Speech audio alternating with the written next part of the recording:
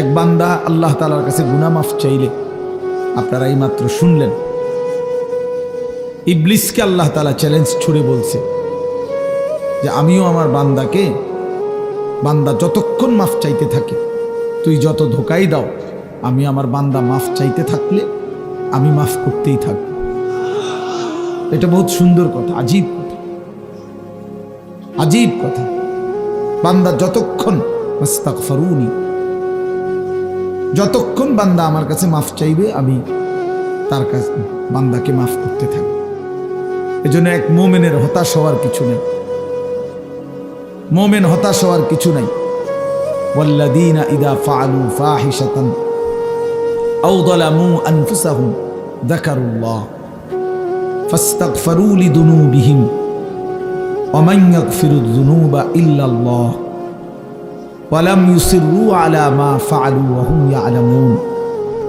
আল্লাহ তাআলা বলেন, আমার বান্দা যখন অশ্লীলতা, বেহায়াপনা, অসভ্যতা, নোংরামি, নাফরমানি, পাপ করতে করতে এমনকি নিজের উপরে একেবারে জুলুম করে ফেলছে, নেকি বলতে কিছুই নাই, গুনার সাগরে হাবুডুবু খাচ্ছে, আল্লাহ তাআলা তাকেও আশ্বাস দিছে সে যেন আমি আল্লাহকে স্মরণ করে, বান্দা যেন আমাকেই মনে করে এবং আমি আল্লাহর কাছে নিজের গুনাহের জন্য মাফ চায়, তওবা করে, আল্লাহকে যেন বলে, আল্লাহ আপনি ছাড়া আমাকে মাফ করবে কে?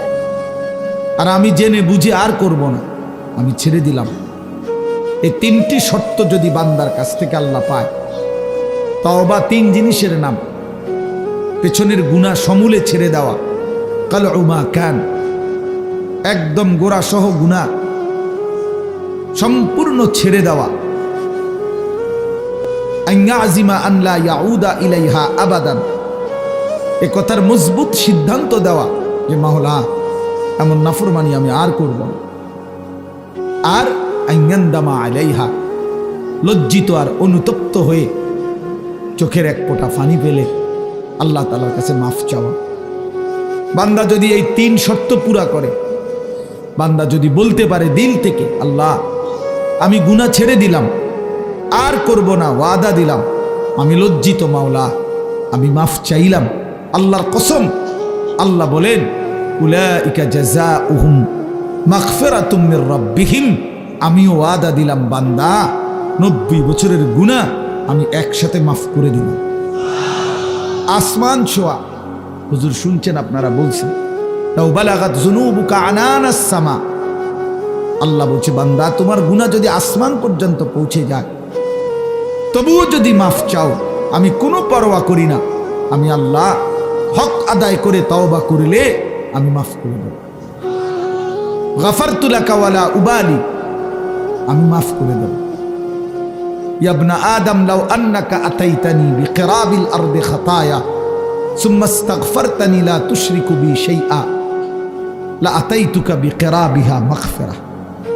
আল্লাহ বলে বান্দা তুমি যদি জমিনের বালু কণা পরিমাণ গুনাহ নিয়ে আসো, এই পৃথিবীতে কি পরিমাণ বালুর কণা, 1 লাখ, 2 লাখ, 10 শতক জায়গার মধ্যে যদি ড্রেজার দিয়া বালু ভরাট করে, তো কয়টা বালু কেউ গুণে শেষ করা যাবে? আল্লাহ তাআলা বলেন এই জমিনের সমস্ত বালু কণা সম পরিমাণ গুনাহ নিয়েও বান্দা তুমি যদি আমার কাছে আসো, সুম্মা ইস্তাগফারতানি, অতঃপর আমি আল্লাহর কাছে তওবা করলাম, শর্ত হইল লা তুশরিকু বি শাইআ, আমার সাথে শিরিক করতে পারবা না, আমার সাথে আর কাউরে ডাকবা না, আমার সাথে কারো কাছে চাইবা না, শুধুই আমার কাছে বলবা, শুধু আমার কাছে চাইবা, চোখের পানি ফেলবা আমার কাছে, রাত গভীরে আহাজারি করবা আমার কাছে, হাজত রাওয়া, মুশকিল কুশা, সব প্রয়োজন পূরণকারী, সব পেরেশানি দূরকারী আমাকেই মনে করবা, আমাকেই ডাকবা, আমার কাছেই বলবা, মাফ চাইবা। আল্লাহ বলেন লা আতাইতুকা বিকিরাবিহা মাগফিরা, আমি আল্লাহ ওয়াদা দিলাম সম পরিমাণ মাগফিরাত নিয়ে আমি তোমার কাছে আসব, আমি আসব। হ্যাঁ, ইন আতাইতানি লাইলান আতাইতুকা লাইলান ওয়া ইন আতাইতানি নাহারান আতাইতুকা নাহারান, আল্লাহ বলে বান্দা তুমি রাতে যদি আসো গুনাহ নিয়ে, আমি মাগফিরাত নিয়ে আসবো রাতেই। তুমি দিনে আসলে দিনেই মাফ, রাতে আসলে মাফ, রাতেই মাফ। তুমি আসবে যখন, আমিও আসবো তখন, আমিও আসবো তখন। তুমি আইসো বান্দা, ইয়া আদম কুম ইলাইয়া আমশি ইলাইকা। আল্লাহ বলে বান্দা তুমি আমার জন্য দাঁড়াও, আমি তোমার জন্য হাঁটবো। ওয়ামশি ইলাইয়া উহারবিলু ইলাইকা, তুমি আমার জন্য হাঁটো, আমি তোমার জন্য দৌড়বো, আমি তোমার জন্য দৌড়ব। তুমি আগাও বান্দা, তুমি 1 কদম, আমি 10 কদম। তুমি হাঁটতে হাঁটতে আসবা, আমি দৌড়তে দৌড়তে মাগফিরাত নিয়ে আসবো। আও বান্দা, লাল্লাহু আশাদ্দু ফারাহান বিতাওবাতি আবদি। আল্লাহ নবী সাল্লাল্লাহু আলাইহি সাল্লাম বলেন, আল্লাহ তাআলা সবচেয়ে বেশি খুশি হন, সবচেয়ে বেশি খুশি হয়, আশাদ্দু ফারাহান, সবচেয়ে বেশি খুশি হয় নবী বলছেন বিতাওবাতি আবদিহি, তার বান্দা যখন তওবা করে। হুজুর যখন বলতেছিলেন আমারও দিল ছুঁয়ে গেছে। হ্যাঁ ঠিকই, 2024 সালের একটা বছর আমারও তো হায়াত থেকে চলে গেছে। এই 1 বছরে আমি কত শত শত মাহফিলে এই তারিখ বলছি, 2024। আমার মনে হয় আল্লাহর ইচ্ছায় এই আজকের এই বিদ্যাকূট মাহফিলেই আমি শেষবারের মতো বললাম 31শে ডিসেম্বর 2024। আজকেই শেষ বললাম, কারণ একটু পরেই 12টার কাঁটা বাজলেই নতুন বছর শুরু হয়ে যাবে।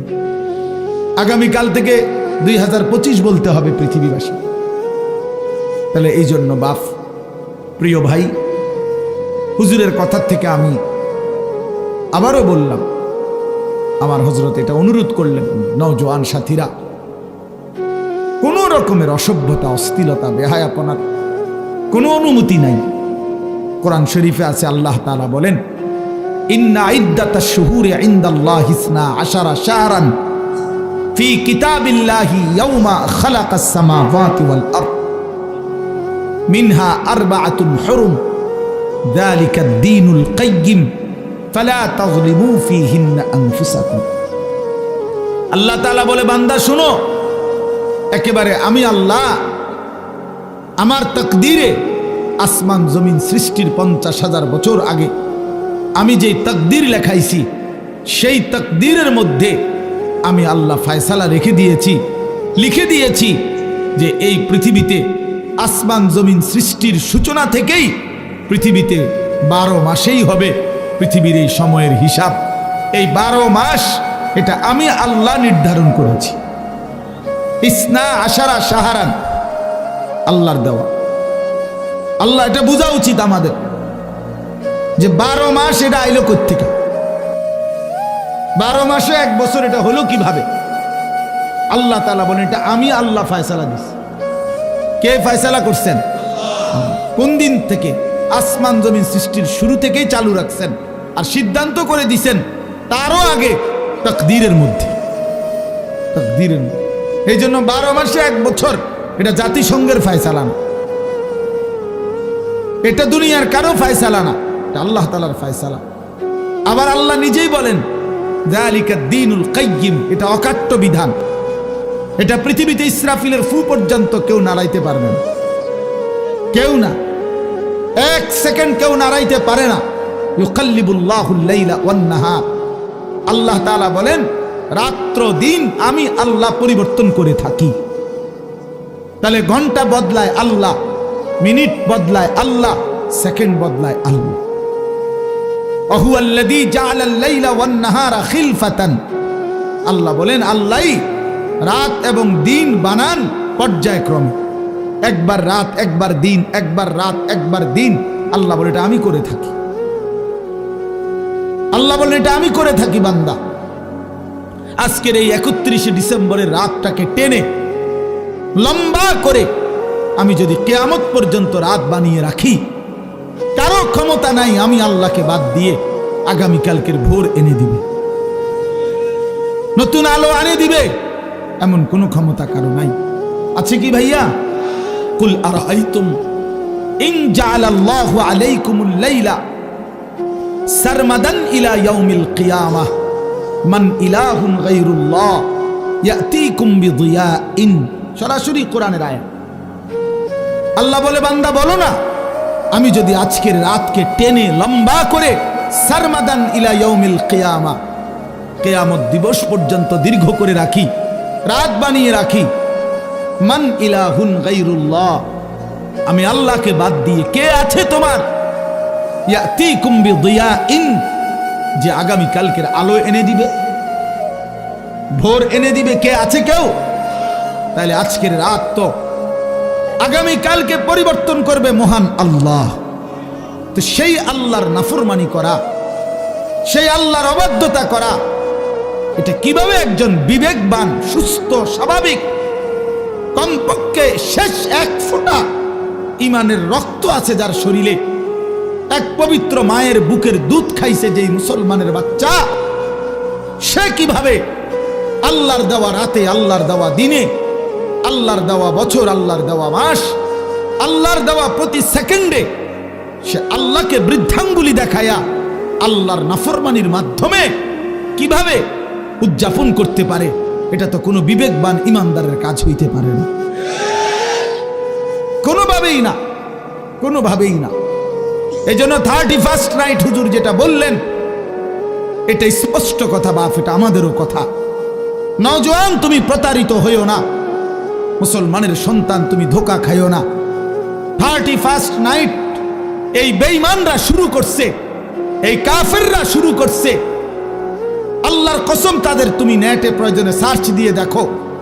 এই 31st নাইটের মূল বক্তব্য হলো, খ্রিস্টানদের কাছে দুই মুখী একটা মূর্তি আছে, যে এই মূর্তির দুইটা মুখ, সামনে একটা মুখ, পিছনেরটাও একটা মুখ, এই দুই মুখী, দ্বিমুখী একটা মূর্তি।